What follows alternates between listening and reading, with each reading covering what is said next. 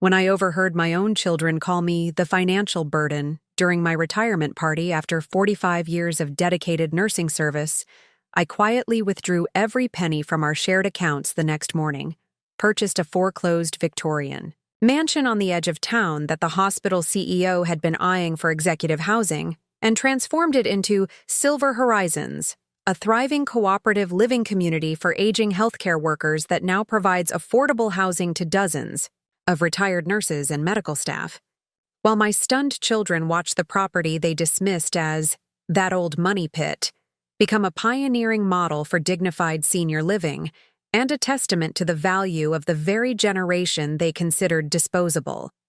Before we jump back in, tell us where you're tuning in from, and if this story touches you, make sure you're subscribed, because tomorrow I've saved something extra special for you. At my retirement party, they called me the burden, so I left with every penny I had. When I overheard my own children call me the financial burden during my retirement party after 45 years of dedicated nursing service, I quietly withdrew every penny from our shared accounts the next morning, purchased a foreclosed Victorian mansion on the edge of town that the hospital CEO had been eyeing for executive housing, and transformed it into Silver Horizons, a thriving cooperative living community for aging healthcare workers that now provides affordable housing to dozens of retired nurses and medical staff. While my stunned children watched the property they dismissed as that old money pit become a pioneering model for dignified senior living and a testament to the value of the very generation they considered disposable. Before we dive deeper into this story, tell me where you're tuning in from in the comments below. And if this resonates with you, make sure you hit that subscribe button, because next week, I'm sharing something that might just change how you think about the next chapter of your life. My name is Margaret Thornfield, and at 70 years old, I discovered that sometimes our most painful family disappointments can become powerful catalysts for creating something far more meaningful than we could have ever imagined. For nearly 5 decades, I devoted my life to healthcare, starting as a young ward nurse in 1975 and eventually becoming the head of nursing services at Westlake Medical Center in our mid-sized Midwestern town. What began as a practical career choice for a young woman with limited options in the 1970s blossomed into a lifelong calling that shaped thousands of patient experiences and established nursing protocols that continue serving our hospital to this day. In the early days, I worked endless night shifts and double rotations, often coming home to my husband Richard and our young children with aching feet but a full heart. Richard, a high school history teacher with a passion for old buildings and local heritage, supported my career ambitions while keeping our household running during my irregular hours. Together, we saved carefully until we could afford the down payment on what everyone in town called the old Bradford place, a modest but historic colonial home on Maple Avenue that had beautiful bones but needed considerable work after sitting vacant for several years. That house became our shared project and passion. Richard, with his remarkable knowledge of historical restoration and endless patience, spent weekends repairing original crown molding, restoring the wraparound porch, and gradually bringing each room back to its period charm while adapting it for modern family life. I learned to refinish hardwood floors, select historically accurate paint colors, and hunt for antique fixtures at estate sales between my hospital shifts. Our colleagues thought we were slightly crazy, investing so much into a property most considered outdated and impractical for a family with 3 growing children. A house with history holds the stories of generations, Richard would say when friends questioned our seemingly endless restoration projects. These old homes were built to nurture families through lifetimes, not just serve as temporary shelters or investment properties. Our children, David, Elizabeth, and Michael, grew up in that house, running through its spacious rooms and climbing the massive oak trees in the backyard. We hosted neighborhood gatherings on our restored porch, celebrated countless holidays in the formal dining room, and weathered family crises in the warm kitchen with its original hearth.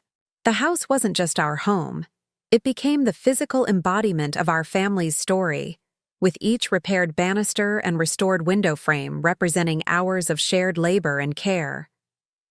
As the children grew older and established their own careers, David in corporate finance, Elizabeth in real estate development, and Michael in technology, our differences in values became increasingly apparent.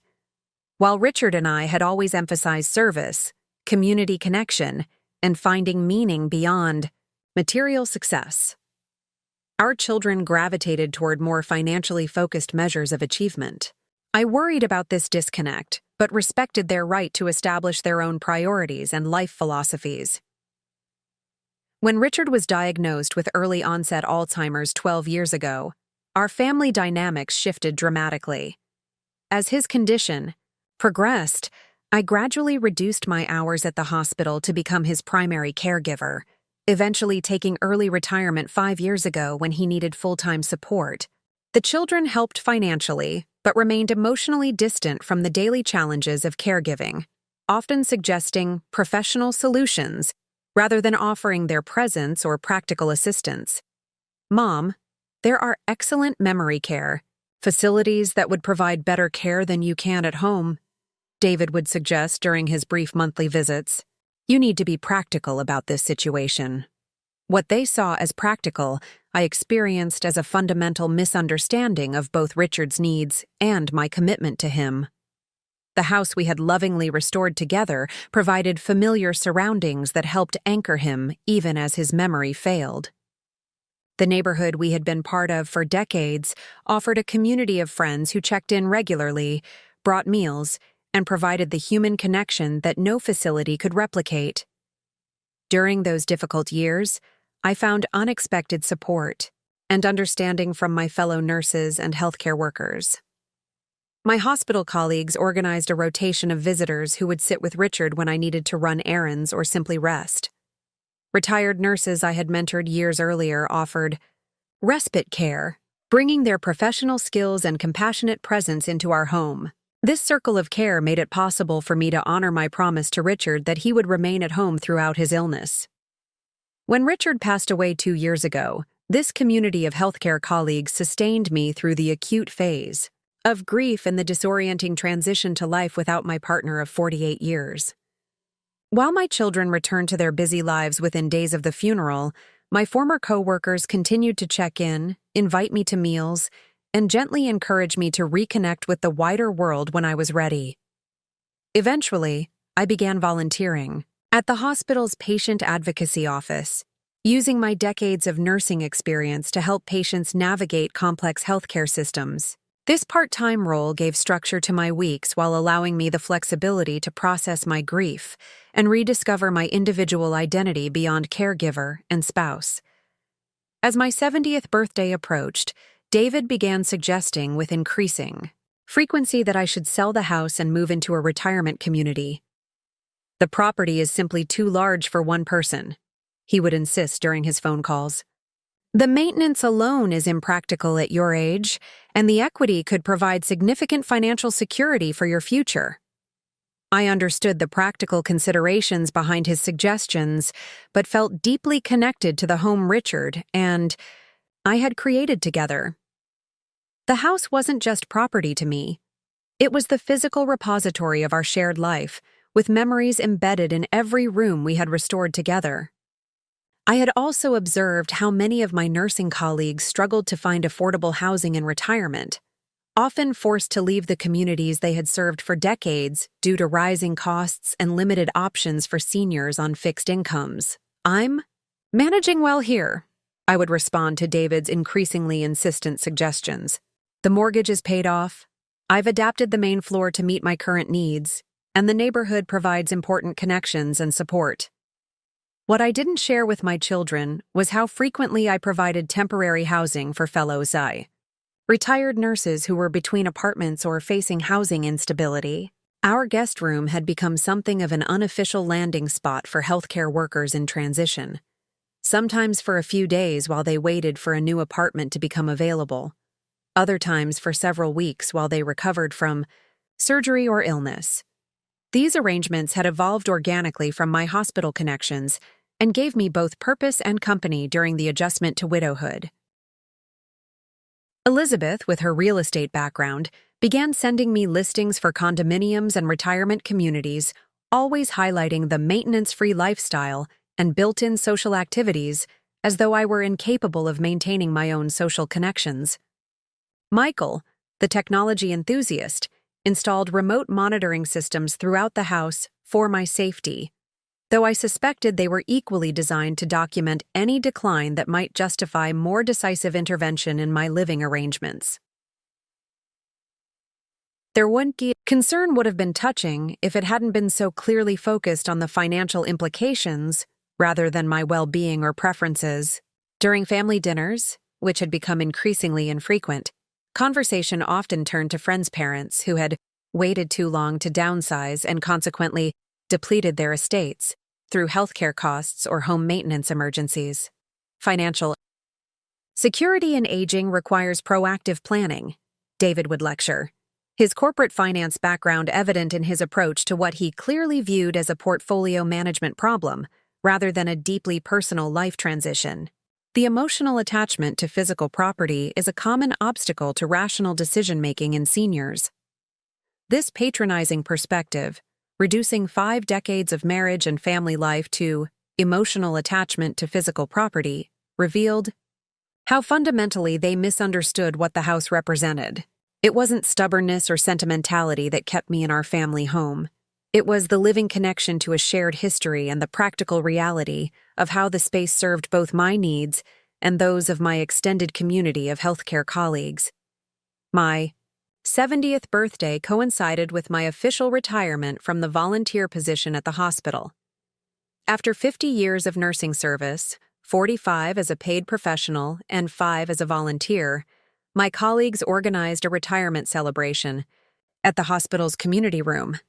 The event was scheduled for a Saturday afternoon to accommodate both current hospital staff and retired healthcare workers, who had been part of my extended professional family for decades. The party preparations had been underway for weeks, coordinated, primarily by Sandra Williams, my former nursing assistant who had risen to become Director of Community Health Initiatives. Sandra had insisted on handling all the details, from the catering to the guest list, telling me with characteristic directness, "Margaret, you've organized everyone else's celebrations for decades. It's time to let someone else handle yours." The children had been surprised by the scale of the event when they arrived. "I didn't realize you were still so connected at the hospital," Elizabeth commented as we entered the community room decorated with nursing memorabilia spanning 5 decades. "I thought this would just be a small gathering of your remaining colleagues." The remaining colleagues turned out to be over 100 people, doctors I had worked alongside through countless medical crises, nurses I had mentored from their first nervous days on the ward, administrators who had relied on my departmental leadership through hospital reorganizations and healthcare reforms, and most meaningfully, patients whose lives had intersected with mine during pivotal health challenges. 3 generations of the Martinez family attended, including Jorge, who had been a premature infant I had cared for in 1983 and who was now a cardiologist at the very same hospital.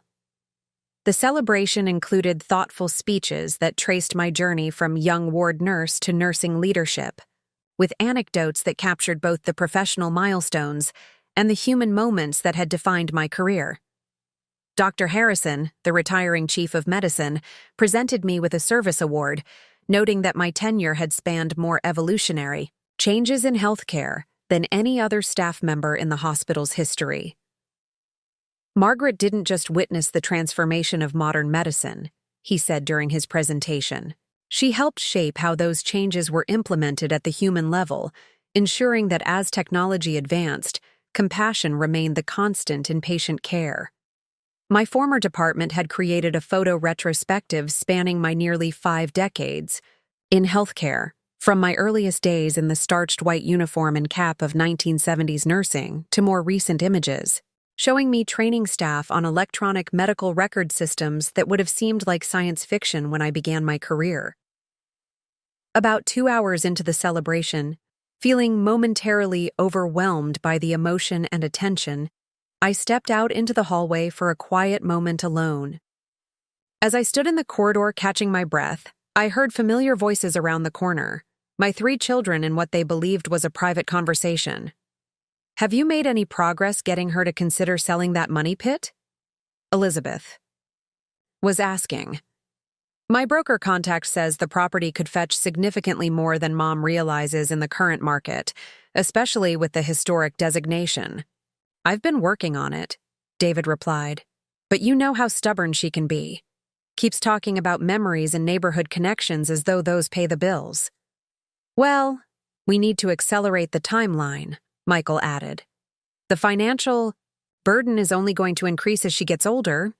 Healthcare costs alone could eat through any inheritance before we know it."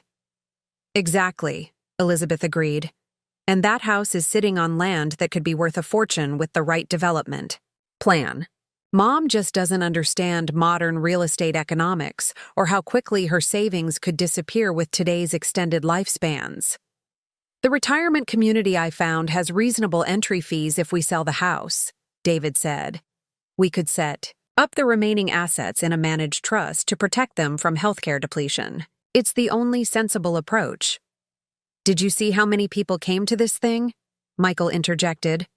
"I had no idea she was still so connected at the hospital.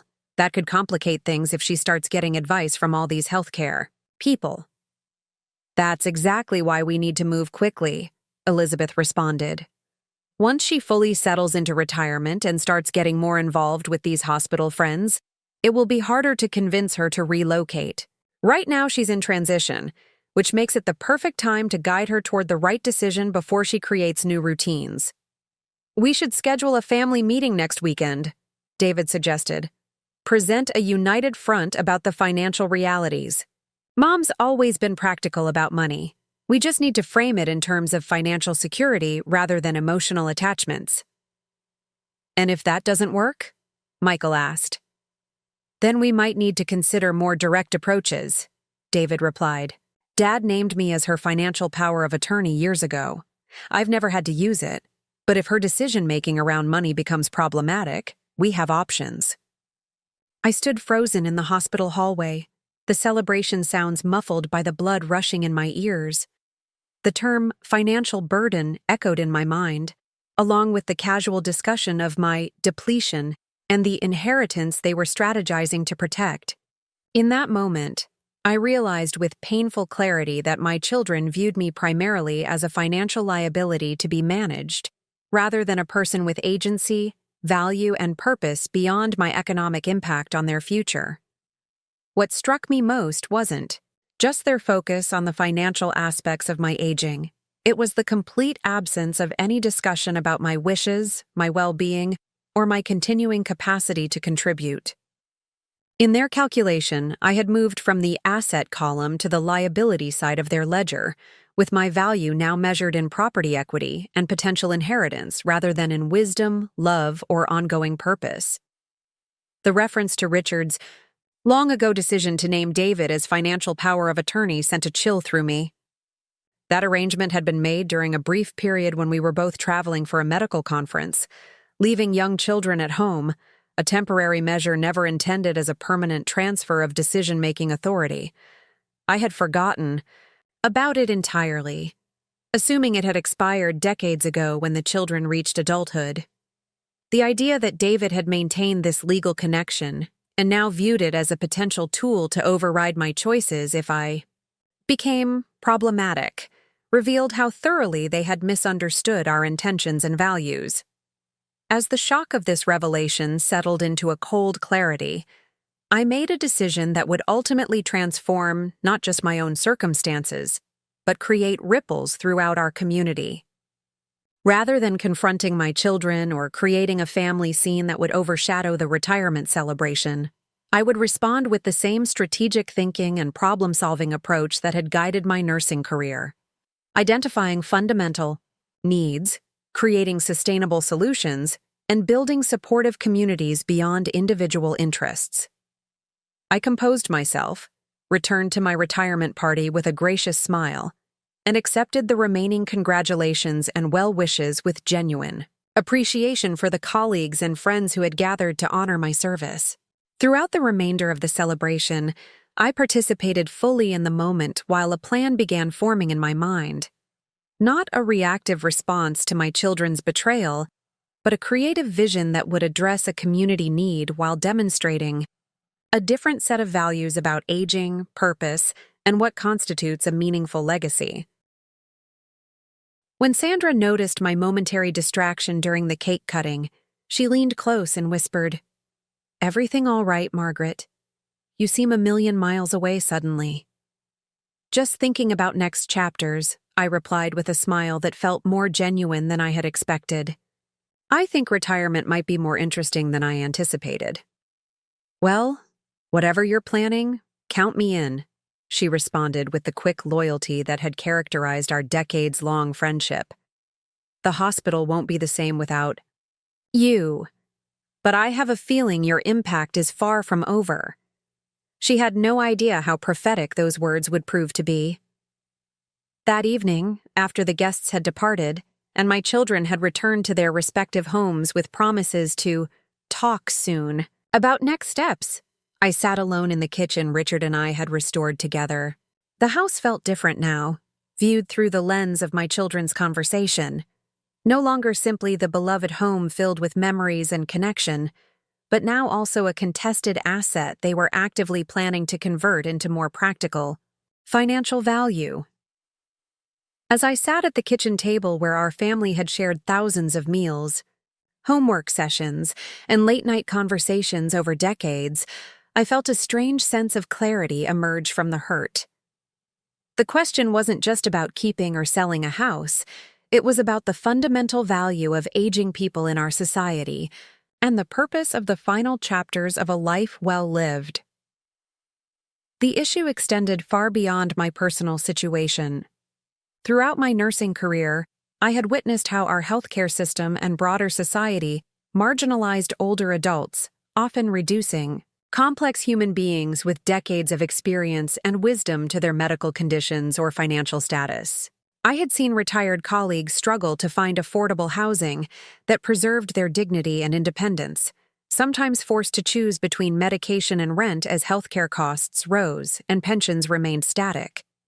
With this clarity came the genesis of an idea that would ultimately create something far more significant than a personal housing decision or family inheritance plan. By morning, I knew exactly what my next chapter would look like, and it would surprise everyone who thought they understood what a 70-year-old retired nurse could accomplish with every penny she had. The following day, I made 3 phone calls. That would set my plan in motion. The first was to my longtime friend Judith Chen, who had retired from her legal practice 5 years earlier, but still maintained her license and connections throughout the legal community. The second was to Harold Washington, a former hospital administrator who now served on the board of several community development organizations. The third was to my bank, where I requested an urgent appointment with the manager who had handled Richard's and my financial matters for over 30 years. As I prepared for these meetings, I pulled together financial records, property documents, and the detailed household budget I had maintained meticulously since Richard's diagnosis had required me to assume full responsibility for our finances. The numbers confirmed what I already knew. I had managed our resources carefully through Richard's illness, maintaining the house while still preserving significant savings despite the costs of home-based care that insurance hadn't covered. Financial reality stood in stark contrast to my children's characterization of me as a burden, whose aging would deplete resources they already seemed to consider rightfully theirs. In fact, through careful management and Richard's prudent investments years earlier, I had more financial capacity than my children realized. Capacity I was now preparing to direct toward a vision they had never imagined and values they had clearly forgotten. By the end of that week, with Judith's legal guidance and Harold's community development expertise, I had outlined a plan that would transform both my personal circumstances and address a significant need I had observed throughout my healthcare career. The vision was ambitious but achievable with the right partners and strategic approach. What my children didn't know, because they had never asked about my financial management during Richard's illness or my plans for retirement, was that I had been quietly researching housing alternatives for aging healthcare workers for several years. The crisis of affordable housing for seniors had become increasingly apparent among my retiring colleagues, many of whom had devoted decades to caring for others, but now found themselves priced out of the communities they had served. This research was about to become the foundation for a project that would demonstrate exactly how much burden a 70-year-old woman could carry when motivated by purpose, guided by experience, and fueled by the clarity that sometimes comes only after profound disappointment reveals what truly matters. The morning after my retirement party, I visited my bank before my children had even finished their first coffee of the day. Walter Freeman, the bank manager who had handled our accounts since Richard and I purchased our first home, greeted me with the respect and attention he had always shown, a stark contrast to my children's patronizing approach to my financial decisions. "What can we do for you today, Mrs. Thornfield?" he asked, ushering me into his private office with a courtesy that acknowledged my status as a valued client rather than an aging burden. "I need to make some significant changes to my accounts, Walter," I replied, "and I'd appreciate both efficiency and discretion in the process." Over the next hour, I systematically separated my financial life from my children's potential control. I closed the joint accounts David had insisted we establish for emergency purposes after Richard's diagnosis, transferring those funds to new accounts solely in my name. I updated the beneficiary designations on my retirement accounts to include not only my children, but also a newly established trust that would eventually support healthcare workers facing housing insecurity. Most importantly, I arranged for the immediate transfer of substantial funds, money I had inherited from my parents years earlier and had kept separate from the family finances, to be moved into an account specifically designated for a real estate acquisition. "This is a significant amount to move into a single-purpose account," Walter observed without judgment. "May I ask what type of property you're considering?" "Something with history, scale, and potential for community impact," I replied. "I'll know it when I see it." By the time I left the bank, I had reclaimed complete financial autonomy and positioned myself to act decisively when the right opportunity emerged.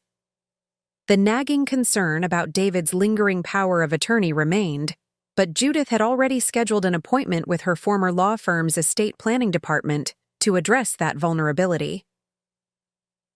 That afternoon, I met Harold, Washington, for lunch at a quiet restaurant near the hospital where we had both spent our careers. At 72, Harold had transitioned from hospital administration to community development work, serving on several nonprofit boards focused on affordable housing and senior services.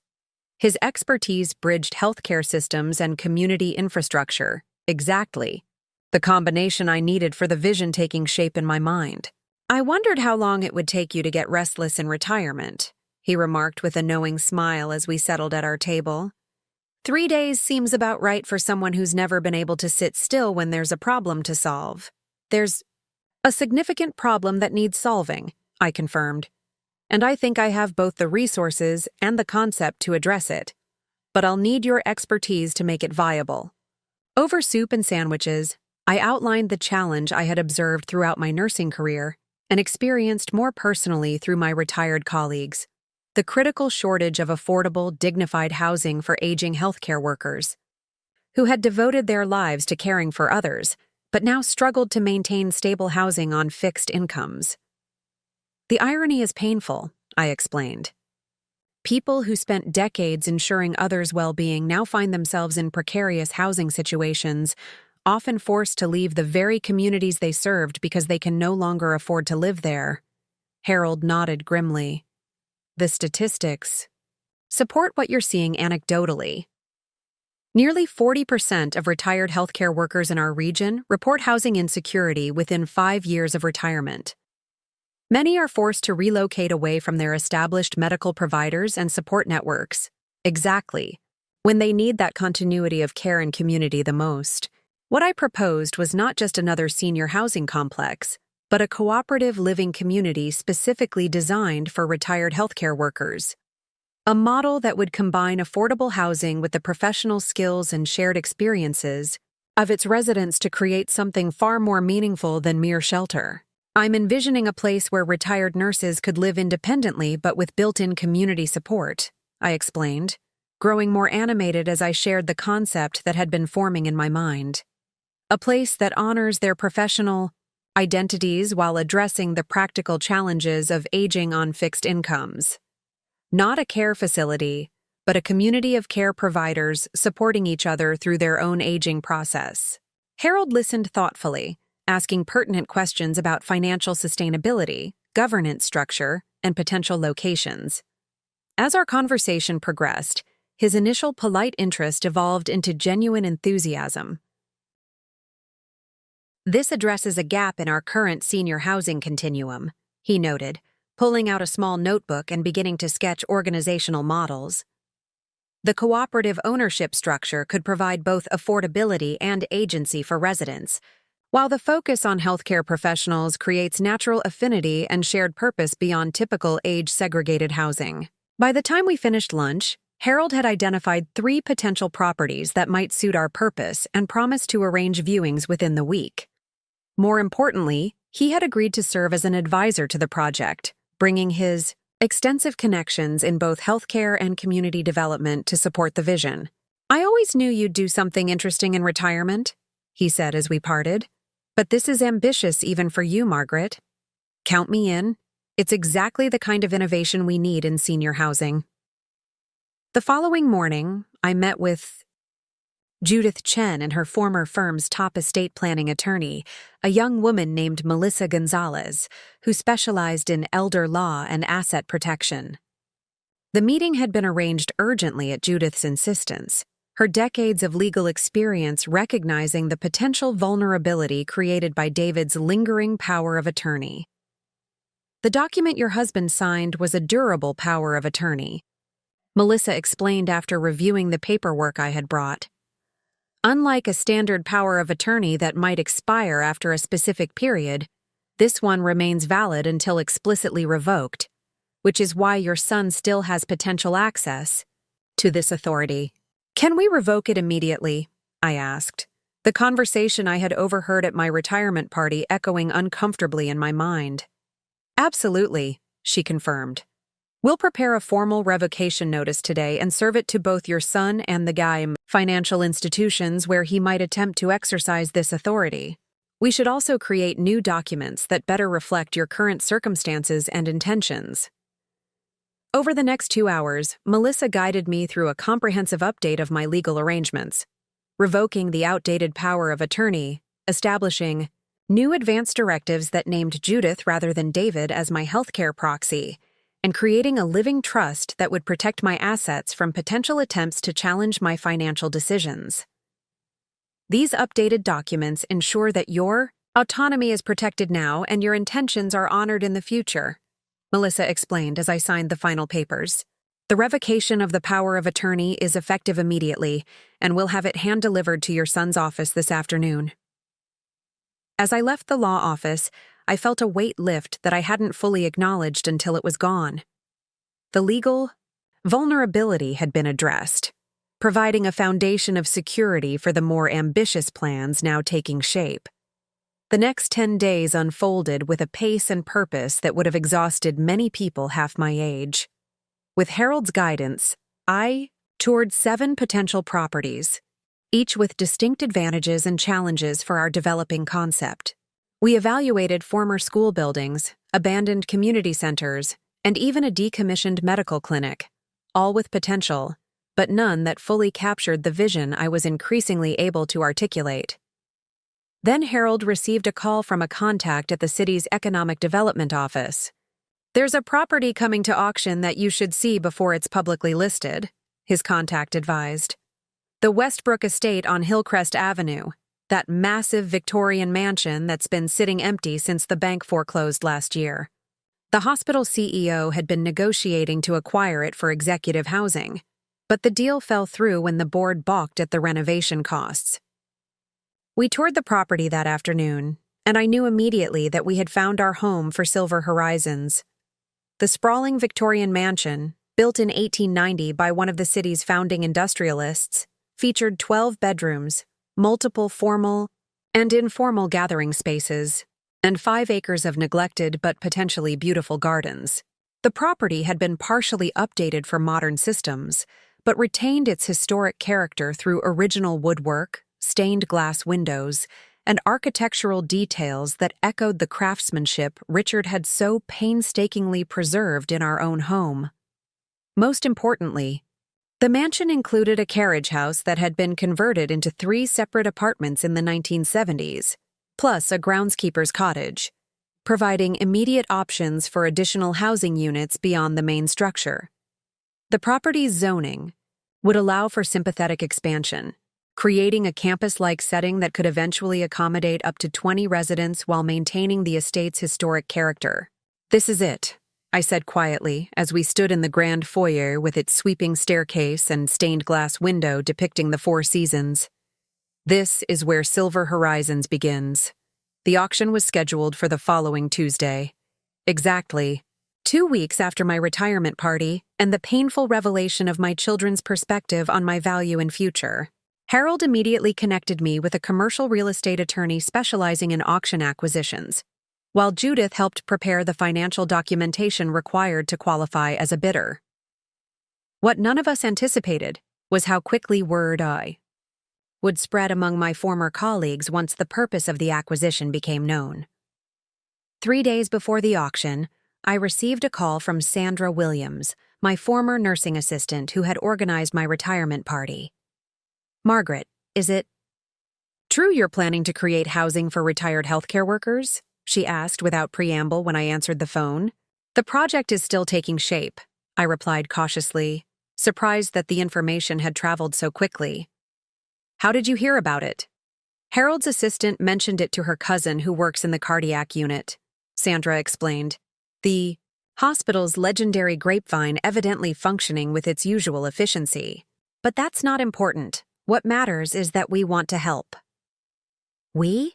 I asked, confused about who she might be referring to. "The Nursing Alumni Association," she clarified.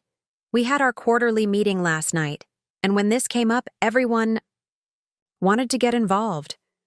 We have members facing exactly the housing challenges you're trying to address.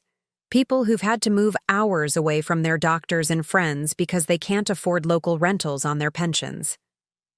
By that evening, I was sitting in Sandra's living room with the executive committee of the Nursing Alumni Association, 5 retired nurses representing different eras of the hospital's history, each with personal stories about colleagues struggling with housing insecurity and retirement. "Maria Rodriguez had to move in with her daughter in Ohio after 40 years of serving this community," explained Eleanor Johnson, who had retired from the emergency department after 35 years. Not because she wanted to leave, but because her apartment building was converted to luxury condos, and she couldn't find anything affordable within 20 miles of her doctors and friends. And James Williams ended up in that terrible assisted living facility way out by the interstate, added Patricia Thomas, who had supervised the surgical unit for decades. "He doesn't need that level of care. He's perfectly capable of independent living. But it was the only option he could afford after his landlord raised the rent beyond his pension." As the stories continued, each representing a healthcare professional who had devoted decades to caring for others but now struggled to meet their own basic housing needs, the room filled with a palpable sense of purpose and urgency. These weren't just abstract examples of a social problem. They were colleagues and friends whose service was being forgotten and whose needs were being ignored by the very communities they had served. "We want to do more than just support this concept," Sandra finally explained, bringing the conversation back to immediate action. "We want to be part of creating it. The association has a foundation account with nearly $50,000 saved for nursing scholarships. We took a vote last night and decided unanimously to redirect those funds to help purchase the Westbrook estate for this purpose instead." I was momentarily speechless at this unexpected development. "That's incredibly generous," I finally managed, but those scholarship funds are important for future nurses. We can rebuild the scholarship fund, Eleanor responded firmly. Right. Now we need to take care of our own. This is about recognizing the value of nurses who've already given their careers to healthcare, not just those who will come after. By the end of the evening, the Nursing Alumni Association had not only pledged their financial support, but also committed to providing volunteer labor for the initial cleaning and minor repairs the property would need. More significantly, they offered what might prove to be the most valuable resource of all: a community of potential residents already connected through shared professional experience and mutual respect. The auction for the Westbrook estate took place on a rainy Tuesday morning in the county courthouse. I arrived early with my financial advisor, Harold, and the real estate attorney who would handle the bidding process. We had prepared thoroughly, establishing our maximum bid based on professional assessments of both the property's market value and the renovation costs required to adapt it for our specific purpose. What I hadn't prepared for was seeing my daughter Elizabeth among the potential bidders, representing a development company I immediately recognized as one frequently used by the hospital for its expansion projects. She noticed me at almost the same moment, her professional composure momentarily disrupted by confusion and surprise as she crossed the room toward me. "Mom, what are you doing here?" she asked, glancing uncertainly at Harold and the others standing beside me. "I'm here to bid on the Westbrook estate," I replied calmly, watching comprehension and disbelief battle across her face. "That's not possible," she responded automatically. "This is a major commercial auction. The properties are valued in the millions. You can't possibly—" She stopped abruptly, her real estate training reasserting itself as she recognized the professional team assembled around me and the auction qualification packet in my hand. "You're seriously bidding against Westlake Development?" she asked, lowering her voice as she named the hospital's preferred development partner. "Mom, this is Dr. Kaplan's pet project. He's been planning to convert the estate into executive housing for recruiting top specialists. The hospital board has authorized a substantial bid."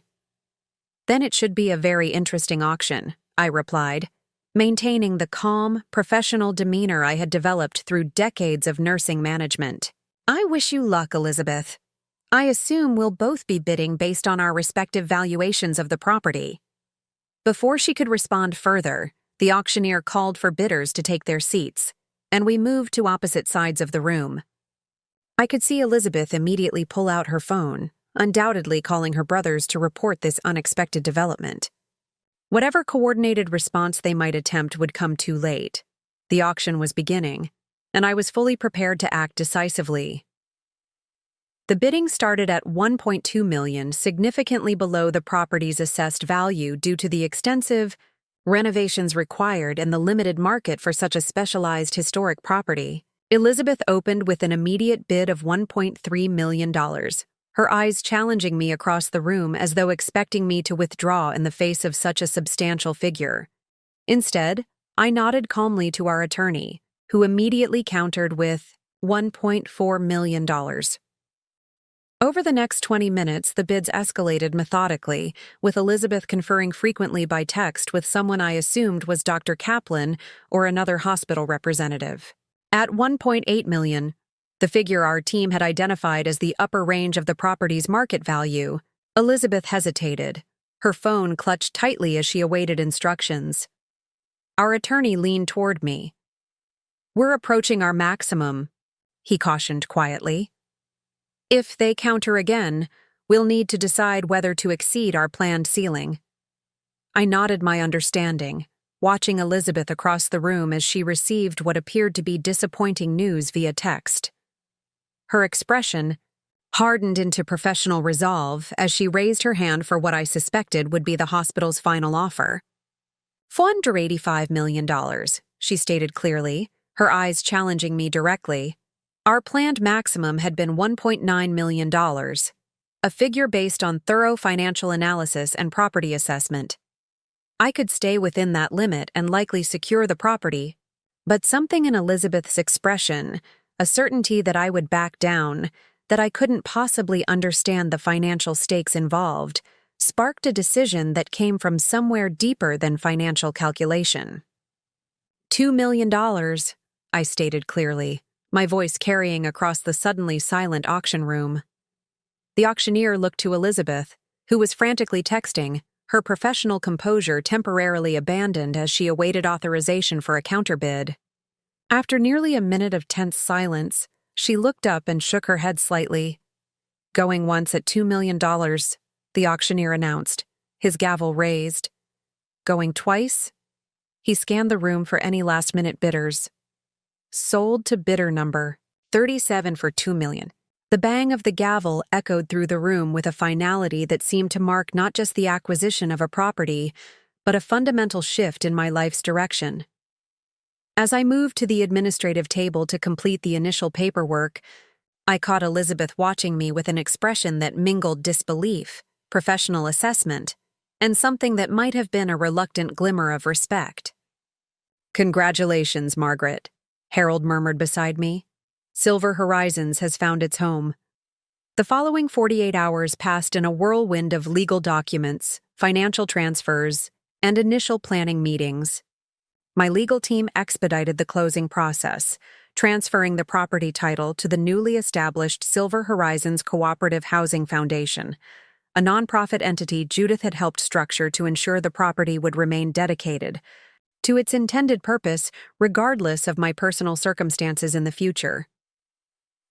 By Thursday evening, the keys to the Westbrook estate were officially in my possession, and I found myself standing on the broad front porch of what had been, until recently, merely a vision taking shape in my mind. The enormity of what I had undertaken, committing nearly my entire liquid net worth to purchase a sprawling Victorian mansion that would require substantial renovation and ongoing maintenance, might have been overwhelming without the clarity of purpose that had emerged from the painful revelation at my retirement party. This was no longer just about proving my children wrong or asserting my autonomy. It had evolved into something far more meaningful, a concrete response to a genuine need I had observed throughout my nursing career, and a way to honor the value of healthcare workers whose service too often went unrecognized in their later years. As I unlocked the massive front door and stepped into the grand foyer with its soaring ceilings and elaborate woodwork, I felt a sense of rightness that transcended the financial risk or practical challenges ahead. This space, with its history, character, and generous proportions, was perfectly suited to become a community where retired healthcare workers could maintain both independence and connection, dignity and affordability, personal privacy and shared purpose. I had arranged to meet Sandra and several other members of the Nursing Alumni Association to begin the initial assessment and cleaning. They arrived in a caravan of cars packed with cleaning supplies, basic tools, and enough food to sustain an army of workers. "We figured you hadn't had time to think about dinner," Sandra explained as she unloaded containers of homemade soup and freshly baked bread. "And we brought reinforcements." The reinforcements turned out to include not only retired nurses but also their spouses, adult children, and even a few current hospital staff who had volunteered their evening to support the project. Within an hour, nearly 30 people were scattered throughout the mansion, clearing cobwebs, washing windows, assessing repair needs, and mapping potential floor plans for the future renovation. "The original parlor would make a perfect community gathering space," observed Eleanor Johnson, who had worked as an interior designer before her nursing career. "And this butler's pantry could be converted into a medication management station for residents who need that support." "The carriage house apartments need updating but are structurally sound," reported Sandra's husband Robert, a retired contractor who had brought his tools to conduct a preliminary assessment. "With minimal investment, they could be ready for occupancy within weeks rather than months." As the evening progressed, the mansion gradually transformed from an empty, slightly neglected historic property into something alive with possibility and purpose. Sheets covering furniture were removed to reveal surprisingly well-preserved antiques. Lights that had been dark for years illuminated elaborate ceiling medallions and detailed moldings. Even the kitchen, with its outdated appliances but solid cabinetry and expansive layout, revealed potential for becoming the heart of a vibrant community.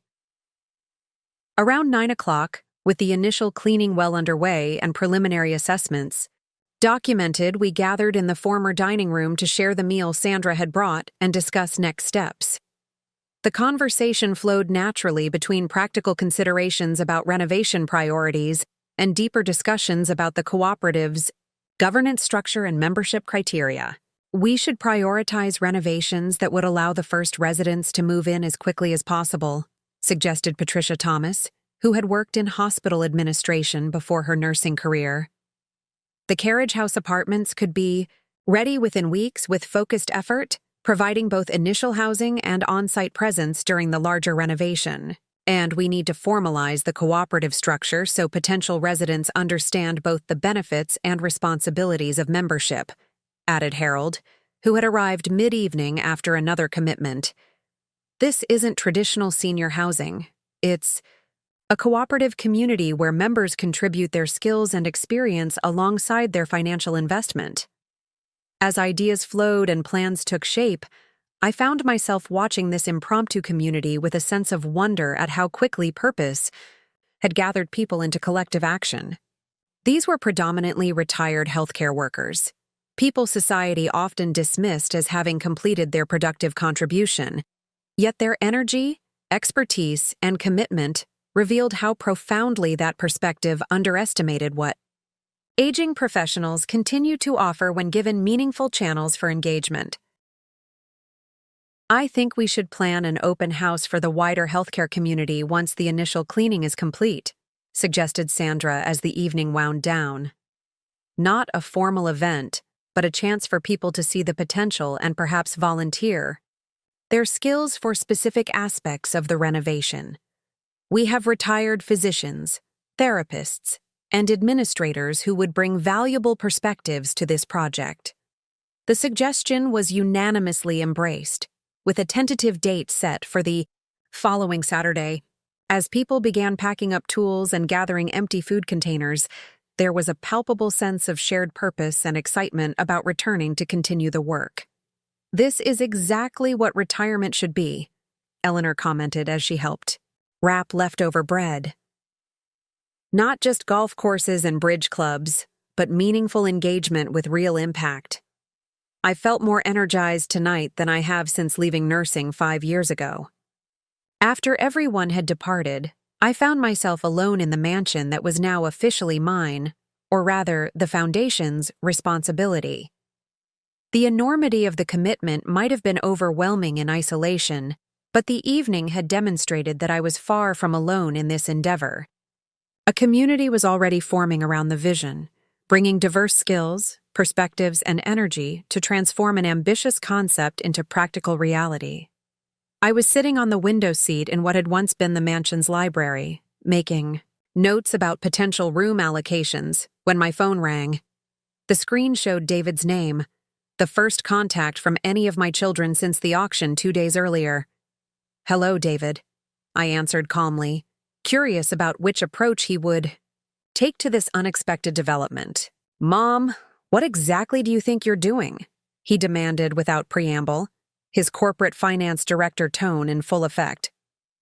"Elizabeth says you just spent $2 million on a dilapidated Victorian mansion. Please tell me that's some kind of misunderstanding." "No misunderstanding," I replied evenly. "I purchased the Westbrook estate at auction on Tuesday. It's now owned by the Silver Horizons Cooperative Housing Foundation." "A foundation? What foundation?" "Mom, none of this makes any sense. Where did you even get $2 million? Have you lost your mind?" The question was so perfectly aligned with the patronizing concern I had heard in the hospital hallway that I couldn't help but smile at the irony. "I've been managing our family finances successfully for over a decade, David. You never seemed particularly interested in the details as long as everything functioned smoothly." "That was different," he sputtered.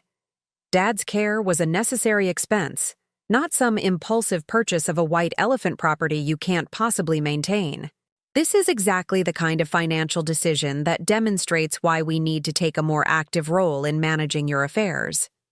And there it was, the perspective I had overheard at my retirement party, now openly expressed. Not concern for my well-being or interest in my goals, but assessment of my financial decisions against some standard he had never bothered to discuss with me. I should mention that I've revoked the power of attorney document, I informed him calmly. You should have received formal notification at your office yesterday. There was a moment of stunned silence before he responded. You did what? Mom? That document was put in place for your protection. This kind of erratic financial behavior is exactly why those protections are important.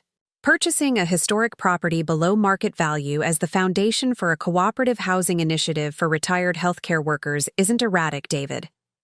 It's a strategic investment in addressing a significant community need while creating a housing model that aligns with my values and experience. A cooperative what? He asked, clearly struggling to process this information. Mom, you're 70 years old. You should be simplifying your life and securing your financial future, not taking on massive renovation projects and whatever social experiment you're describing. That perspective, that aging requires withdrawal rather than engagement, is precisely what Silver Horizons challenges, I replied, my voice firm but not angry. And as for my financial security, I've managed that quite effectively through circumstances far more challenging than a property renovation.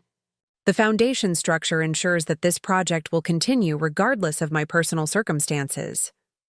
There was another pause before David shifted tactics. We need to have a family meeting about this. Tonight, if possible. Elizabeth and Michael are extremely concerned, and frankly, so am I. I'm actually quite busy this evening reviewing preliminary renovation plans, I responded, but I'm available for lunch on Saturday if you'd like to hear more about the project. In fact, we're holding an informal open house here at the estate Saturday afternoon. You're all welcome to attend and see the property for yourselves. Saturday is too late, he insisted. Mom, you need to pause whatever you're doing and consult with us before taking any further actions. This affects the entire family's financial future. And there it was again. The assumption that my resources existed primarily as their future inheritance, rather than as means for me to pursue purpose and address needs I considered important. I understand your concern, David, but I've made these decisions after careful consideration and professional consultation. The property has been purchased, the foundation established, and the renovation planning is underway. Those actions aren't open for reconsideration. This isn't over, Mom, he warned, his voice tight with barely controlled frustration. We're going to need to address this situation more formally if you're unwilling to discuss it reasonably. I'm perfectly willing to discuss it, I corrected him gently. I'm just not willing to reverse decisions that have been thoughtfully made and legally executed.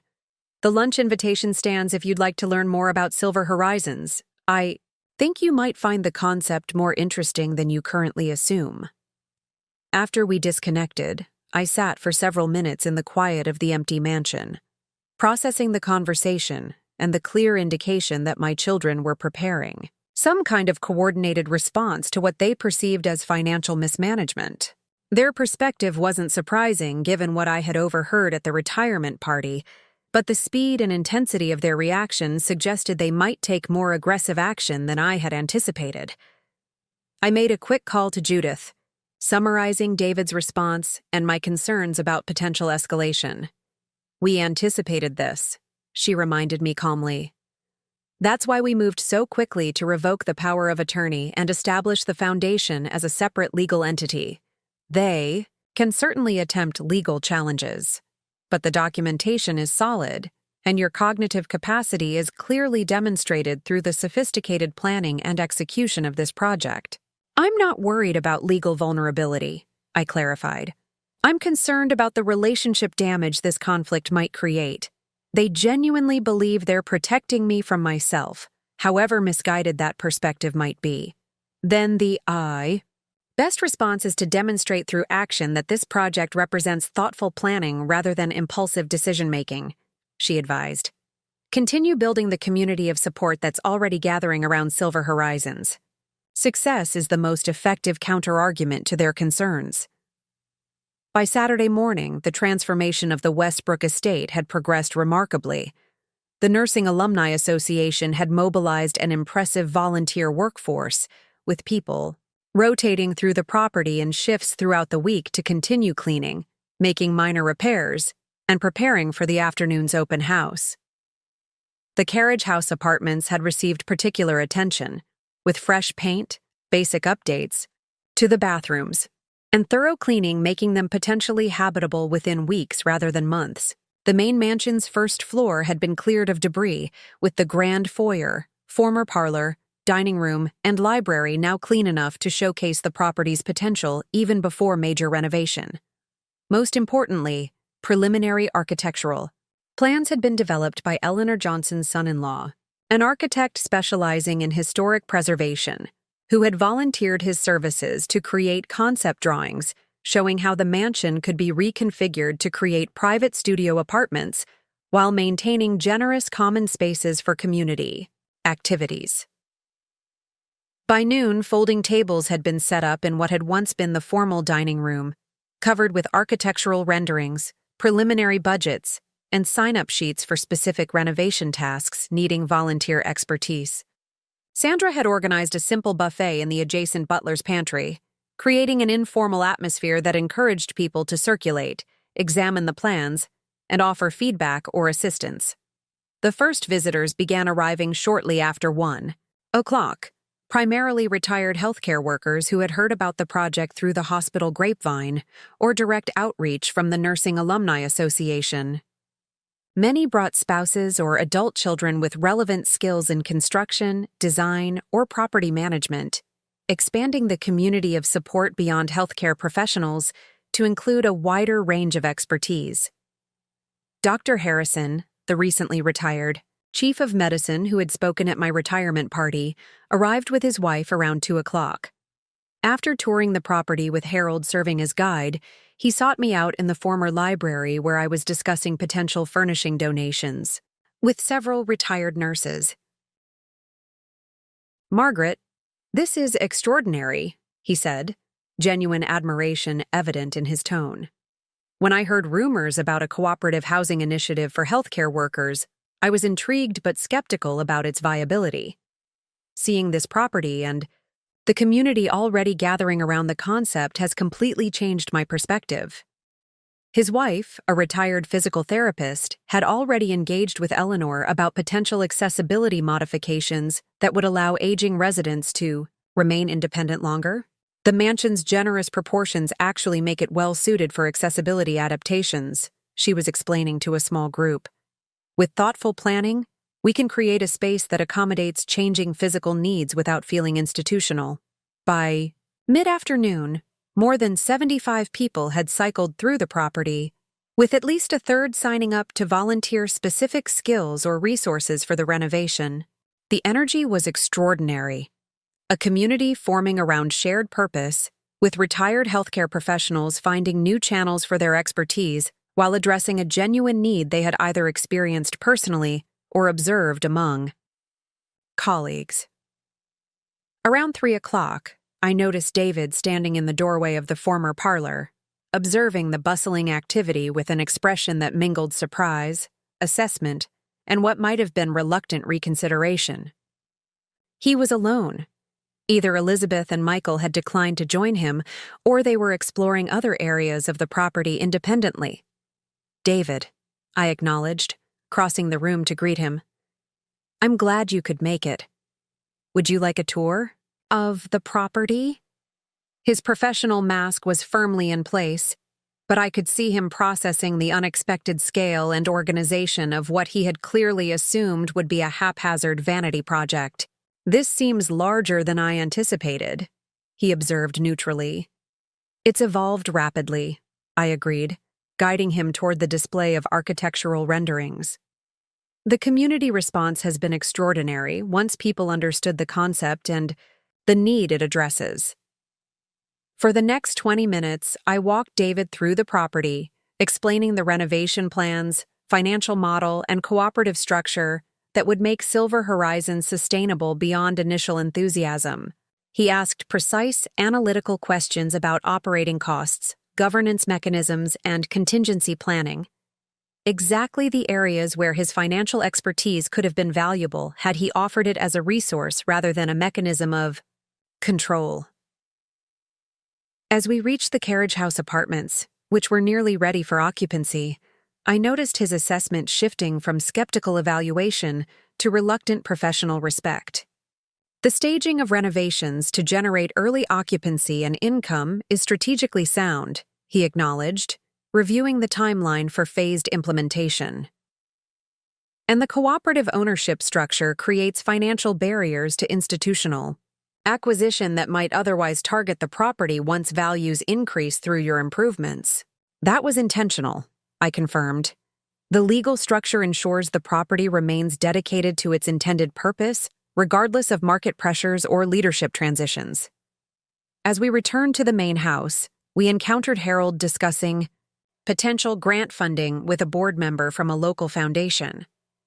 David recognized him immediately from his prominent role in community development projects throughout the region. "Harold Washington is advising this project?" he asked quietly after they had exchanged brief greetings.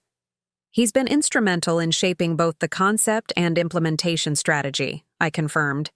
"His expertise bridges healthcare systems and community development, exactly what Silver Horizons needed for viability." We had reached the former library, now serving as a sign-up center for volunteers, when Elizabeth appeared in the doorway. Unlike David's carefully neutral expression, hers transparently displayed the professional reassessment taking place as she observed the organized activity, professional volunteers, and detailed planning documents. "Mom," she acknowledged, joining us beside the architectural renderings. "I have to admit, this is more developed than I expected when David mentioned an open house. The concept has resonated strongly with the healthcare community," I explained. "Many of these volunteers are retired nurses, doctors, and administrators who have either experienced housing insecurity themselves or watched colleagues struggle with it. They've brought not just enthusiasm but professional expertise to the project." Elizabeth studied the renderings with her trained real estate developer's eye, noting details about space utilization, accessibility adaptations, and phased implementation. "These are professionally executed plans," she observed, clearly, reassessing her assumptions about the project's sophistication. "Eleanor's son-in-law is an architect specializing in historic preservation," I explained. "He donated his services to create these initial concept drawings. We'll work with his firm for the detailed construction documents once the preliminary plans are finalized." As the afternoon continued, I observed my children moving through the property independently, engaging with volunteers, examining plans, and gradually shifting from skeptical assessment to reluctant recognition that Silver Horizons represented thoughtful planning and professional execution rather than impulsive financial mismanagement.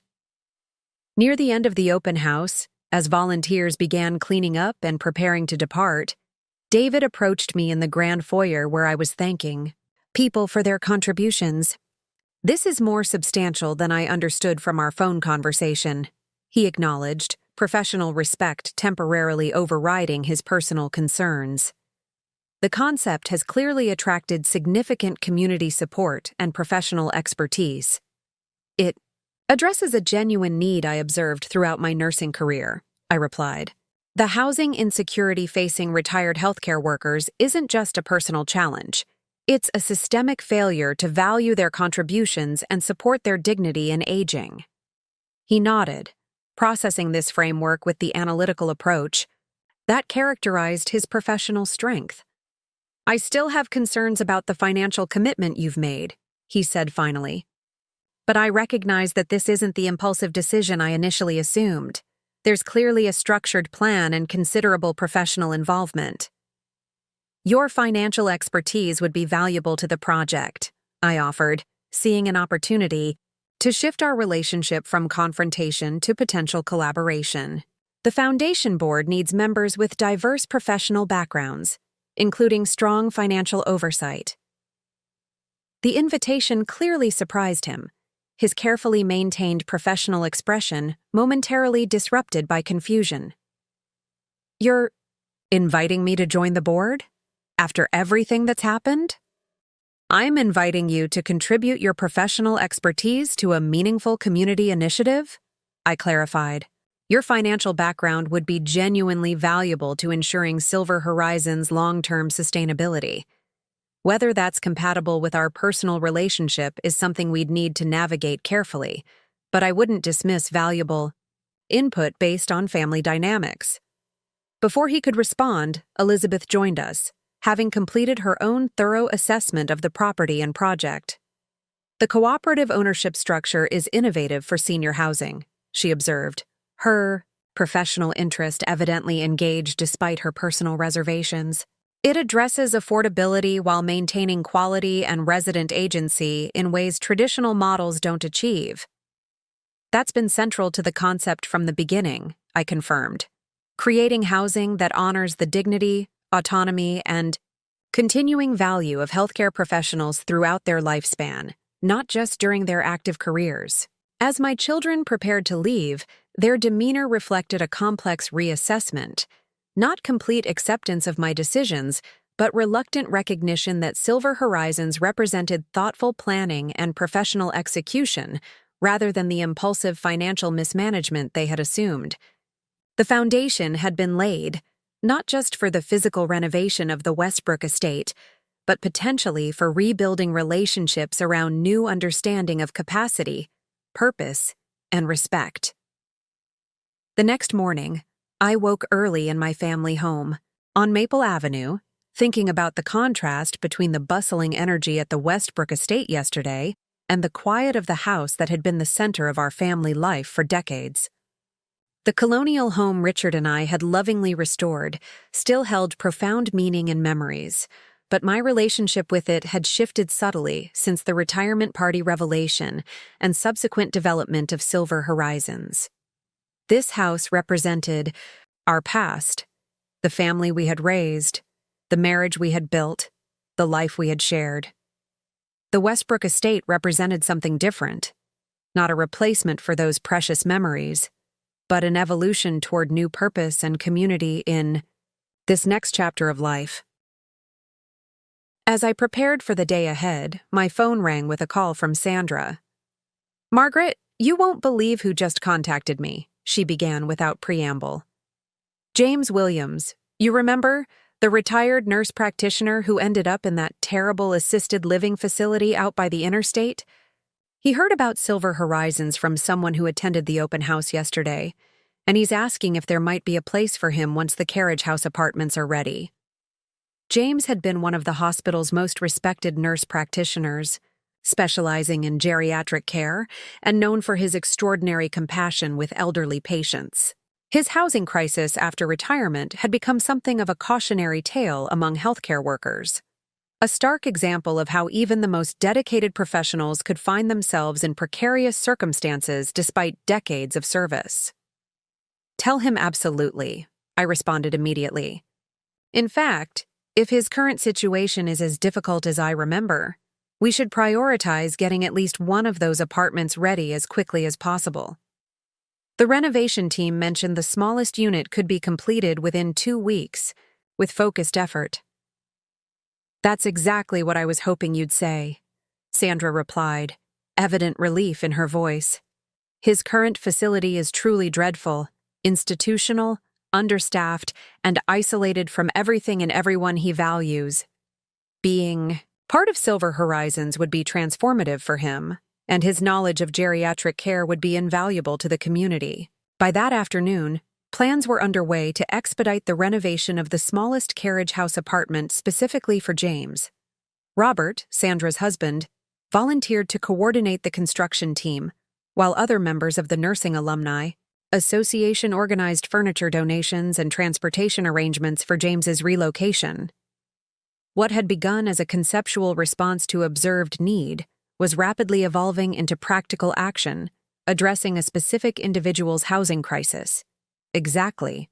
The purpose Silver Horizons had been created to serve. The transformation from abstract vision to tangible impact was happening more quickly than I had anticipated, creating momentum that would carry the project forward regardless of any continuing family tensions or institutional resistance. 3. Days later, I received an unexpected email from Elizabeth. The subject line read simply, "Silver Horizons, Professional Assessment," and the tone was notably different from our recent interactions. "Mom," she began, "after seeing the Westbrook estate and reviewing the preliminary plans, I've been considering Silver Horizons from my professional perspective rather than personal reaction. The concept addresses a genuine market gap in senior housing options, particularly for healthcare professionals with moderate incomes who don't qualify for subsidized housing but can't afford market-rate retirement communities," she continued. With a detailed analysis of the project's strengths and potential vulnerabilities from a real estate development perspective, offering specific recommendations about phasing renovations to generate early occupancy revenue, preserving historic elements that added market value, and creating flexible spaces that could adapt to changing needs over time. The email concluded with an unexpected offer. "If you're interested, I could introduce you to several contractors who specialize in historic renovations and might be willing to work at reduced rates for a nonprofit community project. No obligation, just potential resources if helpful." It wasn't a personal reconciliation or full endorsement of my decisions, but it represented something potentially more valuable, professional. Respect and willingness to engage with Silver Horizons on its merits, rather than dismiss it as misguided or impulsive. The shift from patronizing concern to collegial assessment marked an important evolution in our relationship, acknowledging my agency and the project's legitimacy, even if personal tensions remained unresolved. I responded with genuine appreciation for her professional insights and accepted the offer to introduce potential contractors, adding that the foundation board would be forming specialized committees to oversee different aspects of the project, including a facilities committee that would benefit from her real estate expertise if she might consider participating in that capacity. Later that same day, I received a text message from David, more cautious than Elizabeth's email, but similarly indicating reassessment. "Had lunch with Harold Washington today to discuss Silver Horizons' financial structure. The cooperative model is more sophisticated than I initially understood. If you'd like my review of the financial projections before they're finalized, I'm available." Like Elizabeth's offer, it wasn't personal reconciliation but professional engagement, a willingness to contribute expertise rather than attempt to control decisions. I responded affirmatively, suggesting we meet at the estate the following week to review the projections in context of the physical space and renovation plans. Michael's response came last, characteristically focused on technological solutions, rather than emotional processing. "The property will need comprehensive connectivity and security systems appropriate for a senior community. I've researched options that balance privacy with safety monitoring. Let me know if you'd like recommendations." These weren't the warm family relationships I might have hoped for, but they represented evolution toward a new foundation based on mutual professional respect rather than patriarchal concern or inheritance protection. My children were beginning to engage with me as a capable adult with meaningful purpose rather than a financial liability requiring management. Exactly the perspective transformation Silver Horizons sought to promote more broadly for aging individuals. As April turned to May, progress at the Westbrook estate accelerated beyond my most optimistic projections. James Williams moved into the completed carriage house apartment 6 weeks after the open house, becoming Silver Horizons' first official resident and an enthusiastic ambassador for the concept among his extensive healthcare connections. The estate's main house renovation proceeded in carefully planned phases, with the first floor common areas completed by early summer, providing gathering spaces, a communal dining room, and activity areas that immediately began hosting healthcare-focused programs ranging from medication management workshops to retirement planning seminars. By July, 3 additional residents had moved into renovated rooms in the main house, each retired healthcare professionals with unique circumstances that made Silver Horizons particularly suited to their needs. Maria Rodriguez, a retired surgical nurse, who had been forced to move in with her daughter in Ohio, returned to the community she had served for 35 years. Thomas Chen, a former hospital pharmacist who had been living in increasingly isolated circumstances after his wife's death, found both housing and renewed purpose managing the medication education program for residents and visitors. Eleanor Johnson herself moved in after selling her too-large suburban home, bringing her interior design expertise to the ongoing renovation while finding community among colleagues who shared both professional history and current life stage. TLO. Foundation Board had formalized into a diverse group including retired healthcare professionals, community development experts, and, somewhat to my surprise, both David and Elizabeth, who had gradually shifted from skeptical assessment to engaged participation as the project demonstrated viability and impact. Michael remained uninvolved in governance, but contributed significantly to designing and implementing the property's technology infrastructure, creating systems that balanced safety monitoring with privacy and independence.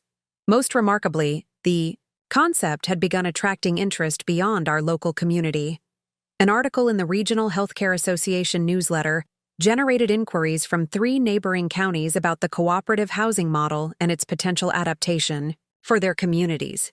Harold had organized a workshop for interested organizations, sharing the legal framework, financial structure, and implementation strategies that had made Silver Horizons successful. On a warm evening in late July, I sat on the wide front porch of the Westbrook estate with Sandra, watching residents and visitors gather for the weekly community dinner that had become a cherished tradition. James Williams was leading a tour for potential new residents, his health and energy visibly improved since moving from the isolated facility where he had previously resided. Eleanor was arranging flowers in the foyer, while Thomas discussed medication interactions with a visiting nurse who had brought her elderly mother to learn about the community. "Did you ever imagine it would come together this quickly?" Sandra asked, gesturing toward the bustling activity throughout the property. 8 months ago, this was just a concept you were developing in response to overhearing your children's conversation. Now it's changing lives and potentially influencing senior housing models throughout the region. The observation gave me pause, prompting reflection on the remarkable journey from painful revelation to creative response to tangible impact. "I never anticipated the scope or speed of what's happened," I acknowledged. "But I think that's because I underestimated how many people were experiencing the same challenges and how ready they were to engage with a different approach to aging and community." "You created the spark, but it caught fire because it addressed something real that many of us were experiencing without clear language or solution," Sandra observed. "The idea that aging professionals could create cooperative communities utilizing their continuing skills and connections rather than being warehoused in age-segregated facilities. That's revolutionary in its simplicity." As the evening progressed and community members gathered around tables in the dining room and on the expansive lawn, I found myself reflecting on the multidimensional transformation that had occurred.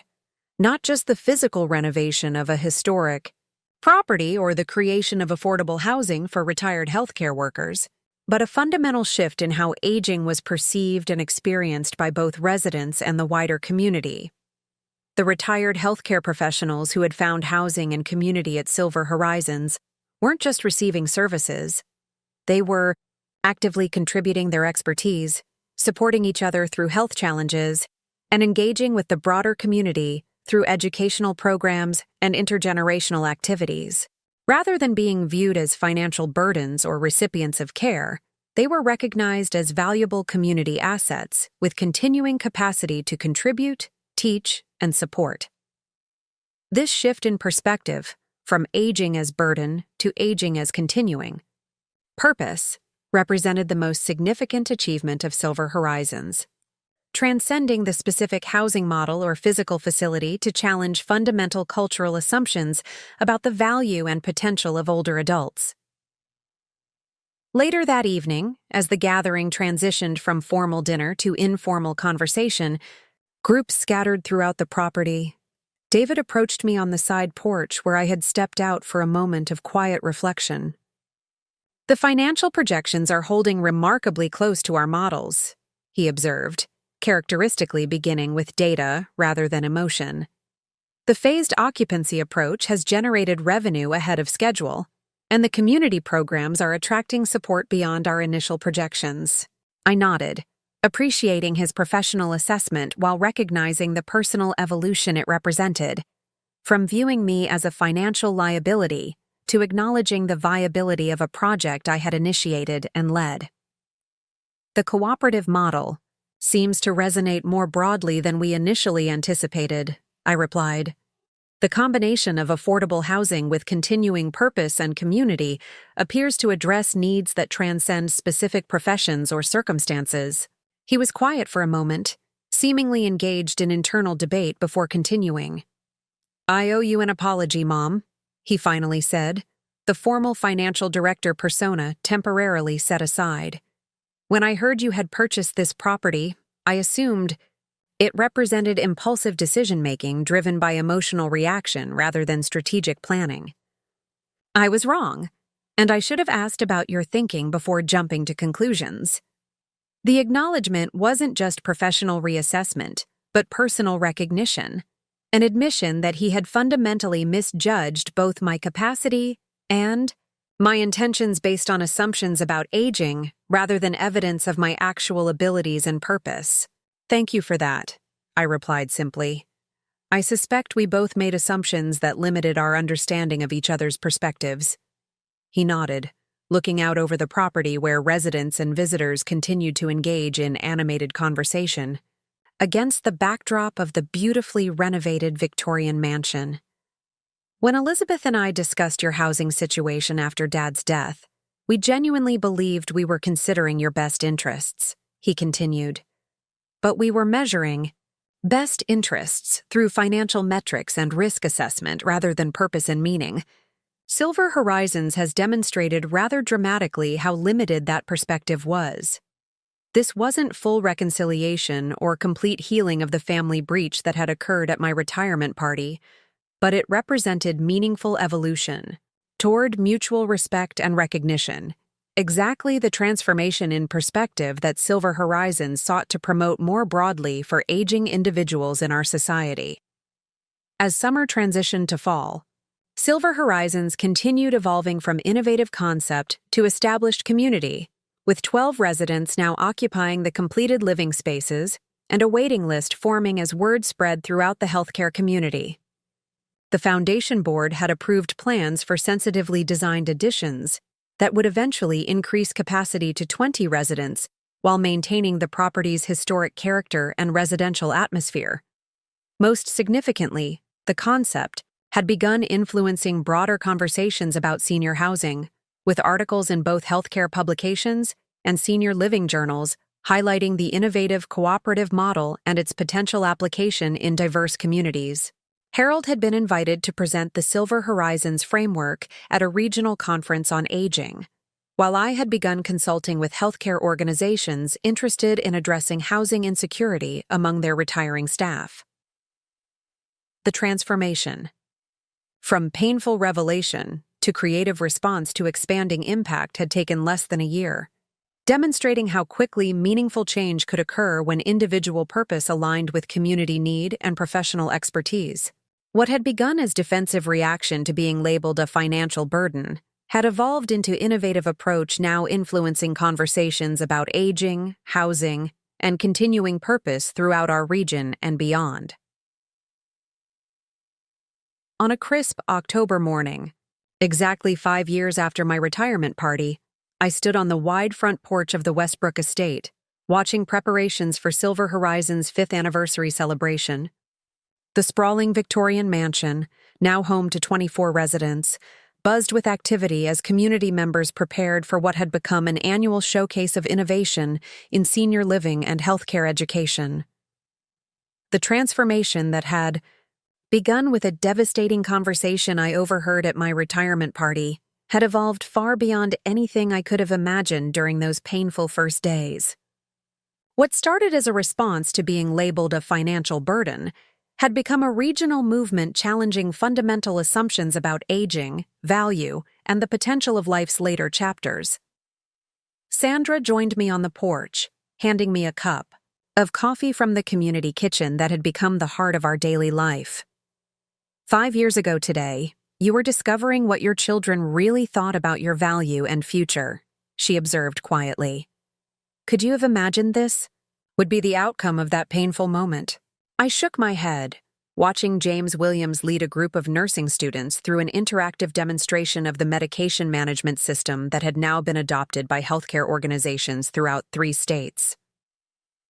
Eleanor Johnson was explaining universal design principles to architecture students who had come to study the innovative accessibility features we had incorporated throughout the historic property. Thomas Chen was preparing for a presentation on senior health advocacy that would be live-streamed to retirement communities across the region. I could never have envisioned this specific outcome, I acknowledged. But I did understand, even in that painful moment, that the fundamental question wasn't just about my personal housing situation or family dynamics. It was about the broader societal perspective on aging. Whether we measure human value primarily through financial metrics and productivity, or recognize continuing purpose and contribution throughout the lifespan. The Silver Horizons model had expanded in ways none of us had anticipated during those early planning sessions in the mansion's grand rooms.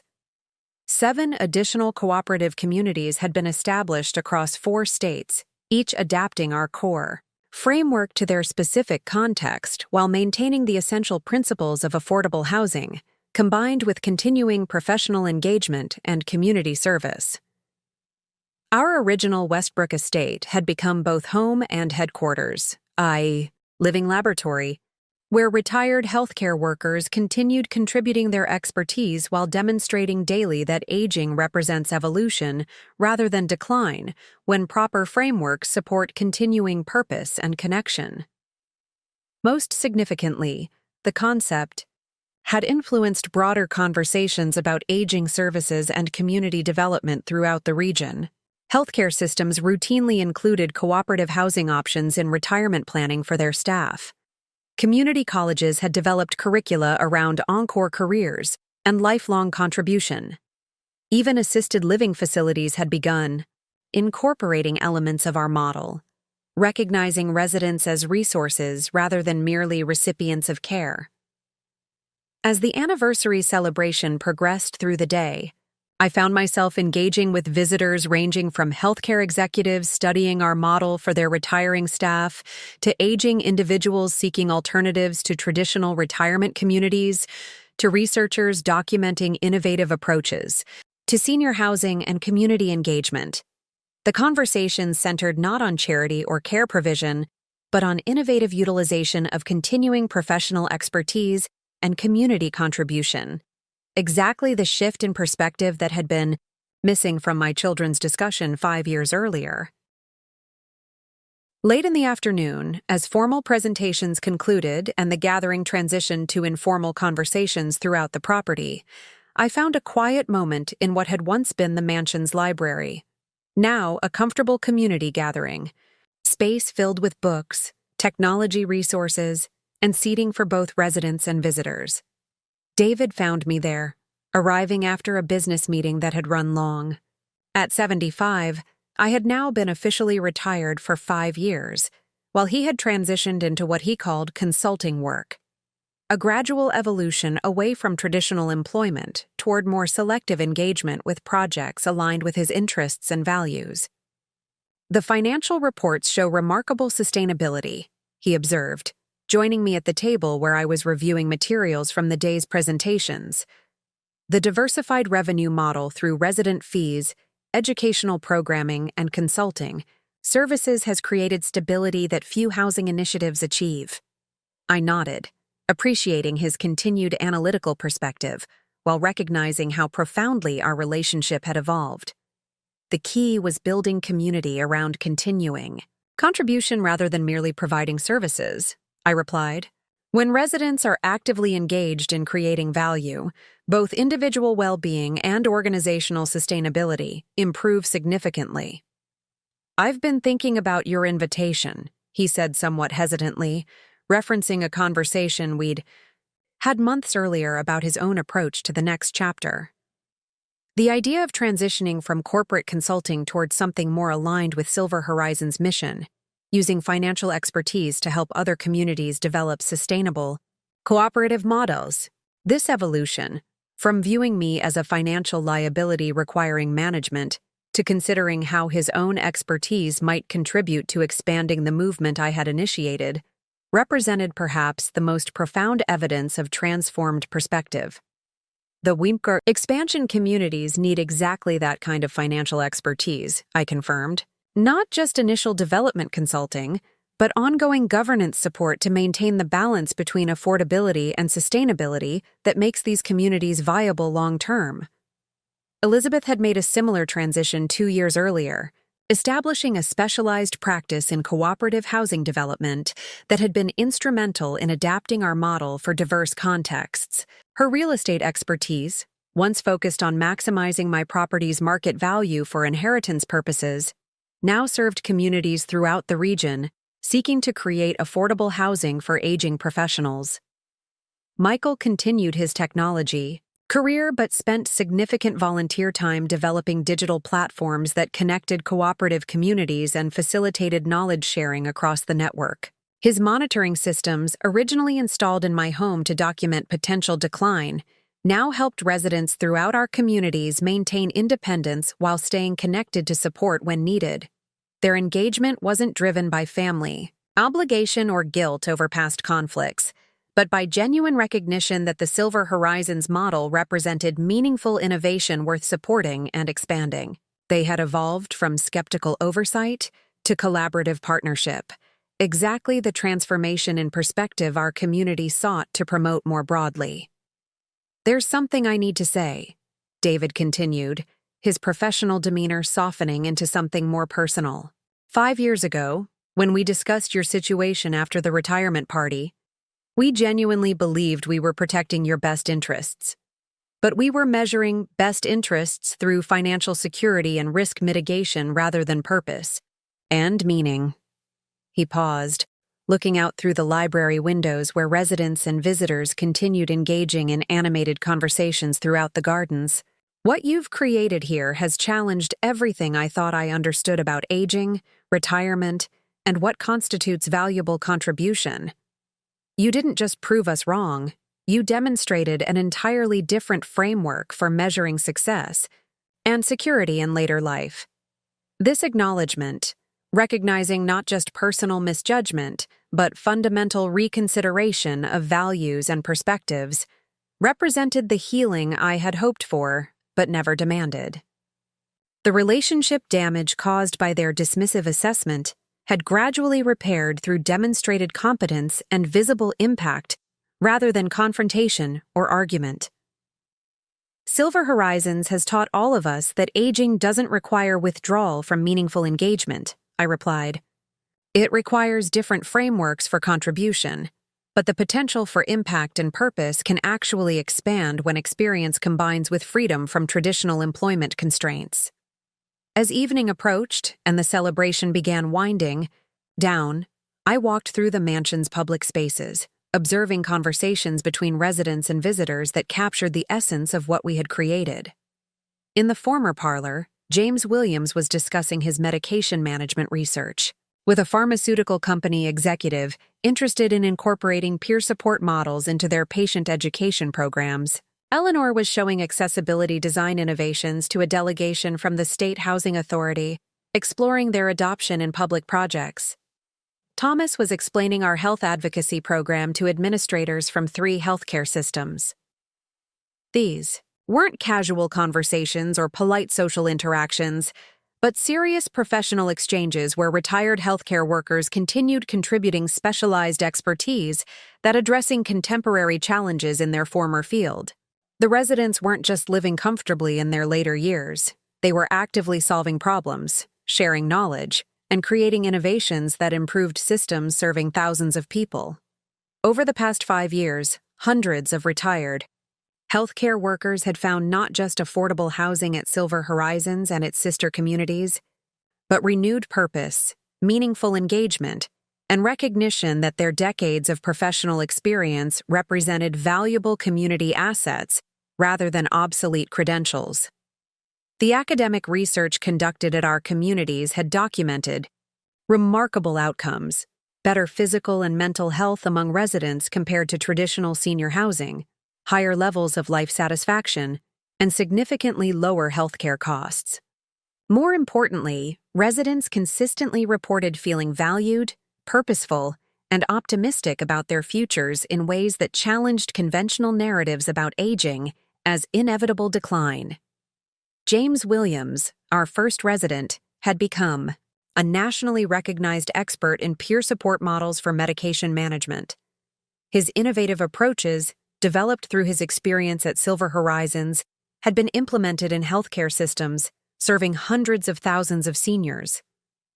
At 78, he remained actively engaged in research, consultation, and program development, exactly the kind of continuing contribution that traditional retirement models dismissed as impossible or inappropriate. Eleanor Johnson had evolved from interior designer to accessibility advocate, working with architects and planners to create age-friendly spaces that preserved dignity and independence while accommodating changing physical needs. Her expertise, grounded in the lived experience of aging within our supportive community, had influenced building codes and design standards throughout our state. Thomas Chen had established a nonprofit focused on medication safety education, training pharmacists and healthcare providers in community-based approaches that balanced clinical expertise with peer support. His programs had reduced medication errors and improved health outcomes while demonstrating how retired professionals could continue contributing their specialized knowledge in new contexts. These weren't isolated success stories, but representative examples of what became possible when aging individuals were viewed as continuing resources rather than depleting liabilities. Exactly the perspective transformation that had emerged from my painful discovery of how my own children initially viewed my value and potential. The expansion of the Silver Horizons model had attracted attention from aging services organizations, healthcare systems, and community development agencies throughout the region. The cooperative housing framework we had developed provided a replicable approach to addressing senior housing affordability while maintaining dignity, autonomy, and continuing contribution.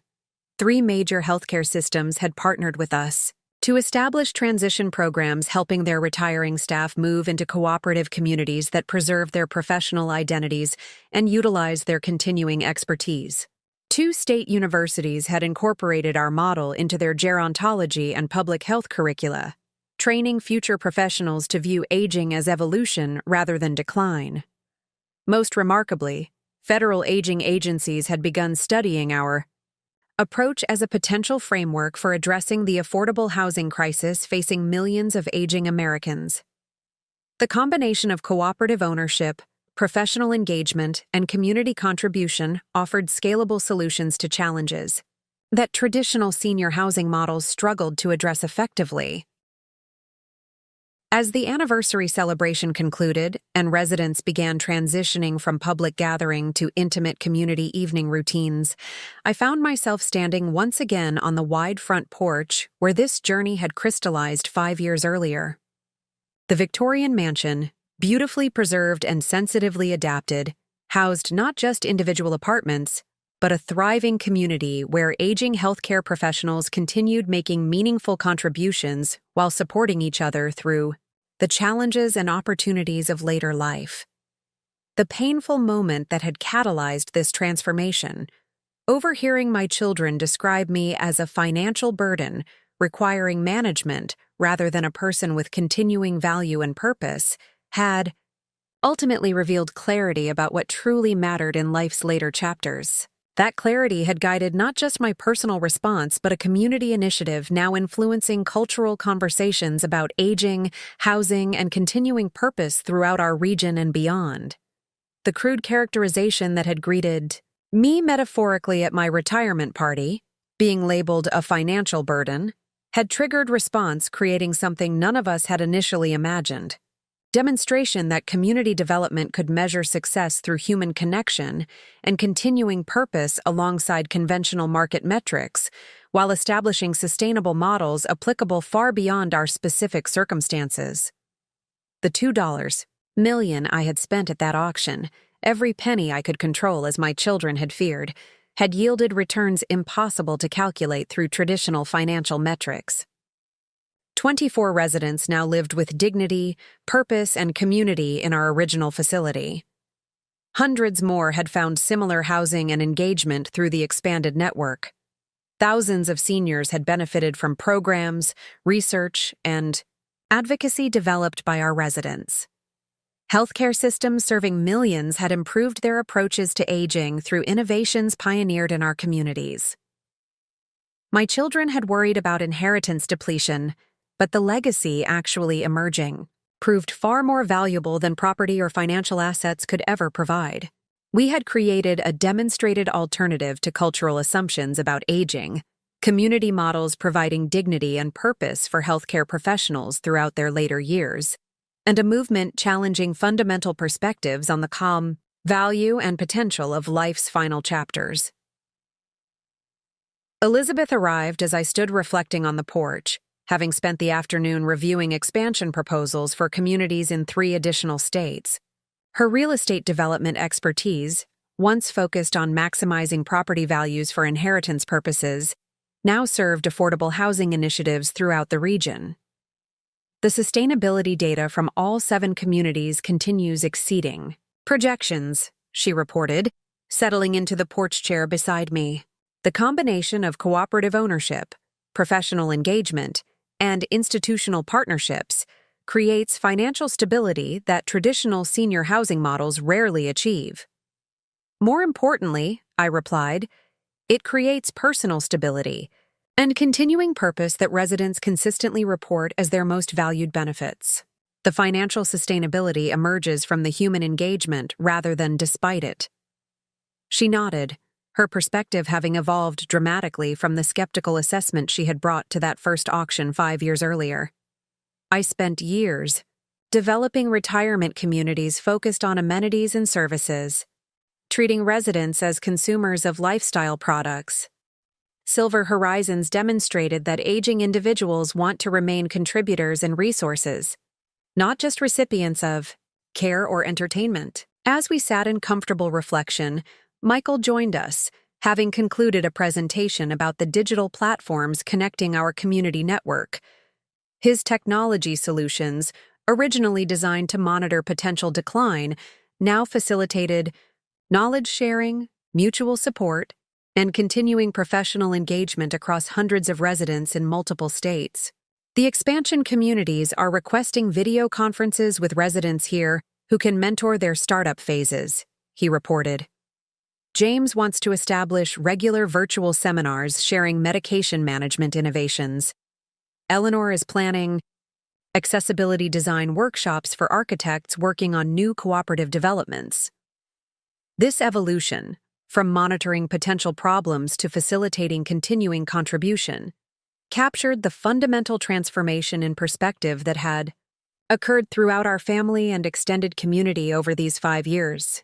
When I overheard you discussing my future at the retirement party, I said quietly, addressing both my children and the broader question of how families navigate aging transitions, you were applying problem-solving approaches appropriate for managing declining assets rather than recognizing continuing potential for purpose and contribution. David, who had joined us on the porch as evening settled over the property, nodded with visible discomfort at the memory. We approached your retirement as risk mitigation rather than opportunity development, he acknowledged. The assumption was that aging required increasingly protective management rather than evolving frameworks for meaningful engagement. That assumption is unfortunately widespread, I replied. But Silver Horizons has demonstrated rather convincingly that different assumptions produce remarkably different outcomes.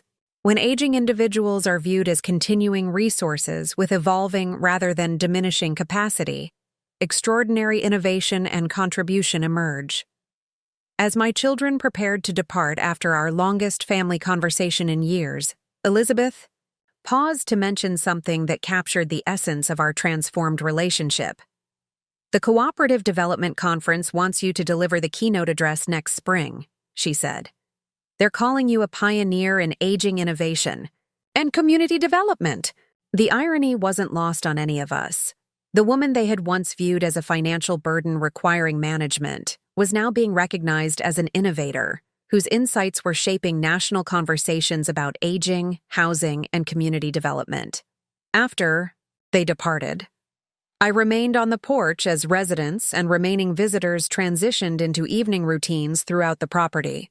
The mansion's windows glowed warmly with activity, residents reading in the library, preparing community meals in the expanded kitchen, meeting in small groups to plan upcoming programs, and engaging in the countless informal interactions that created the social fabric of meaningful community.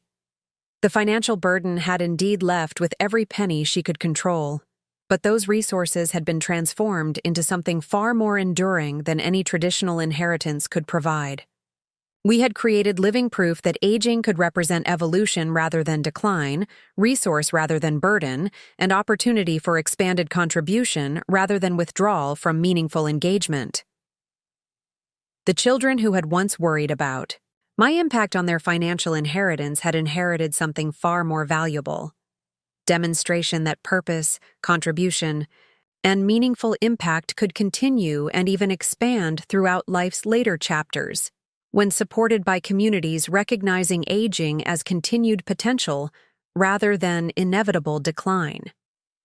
Silver Horizons stood as permanent testimony to the principle that society's assumptions about aging individuals often dramatically underestimate their continuing capacity for wisdom, innovation, and positive community impact when proper frameworks support their engagement rather than their withdrawal. When I withdrew every penny I controlled and directed those resources toward creating Silver Horizons, I wasn't just purchasing property or establishing housing. I was investing in a vision of aging that honored continuing value, supported meaningful purpose, and demonstrated the extraordinary potential that could emerge when society's throwaway assumptions about older adults were replaced with recognition of their capacity for ongoing contribution. The transformation from financial burden to community, founder, movement catalyst, and perspective transformer had been achieved not through argument or confrontation, but through concrete demonstration that aging individuals represent valuable community assets when their continuing capacity for contribution is recognized, engaged, and supported beyond conventional productivity metrics or dependency calculations. In the end, the most profound legacy wasn't the property we had preserved, the communities we had created, or even the thousands of lives we had touched through our programs and innovations. It was the proof that aging itself could be redefined, from societal burden to community resource, from inevitable decline to continuing evolution, from withdrawal from purpose to expansion into new forms of meaningful contribution. As I prepared to join the residents gathering for our traditional evening reflection in the mansion's great room, I carried with me the deep satisfaction that comes from transforming personal pain into community benefit, individual challenge into systemic innovation, and family conflict into broader healing. The burden had departed with every penny she could control, but she had used those resources to create something that would endure long beyond any individual lifespan. A new model for aging with dignity, purpose, and continuing impact that honored the full potential of human life from beginning to end. Up next, you've got 2 more standout stories right on your screen. If this one hit the mark, you won't want to pass these up. Just click and check them out. And don't forget to subscribe and turn on the notification bell so you don't miss any upload from us.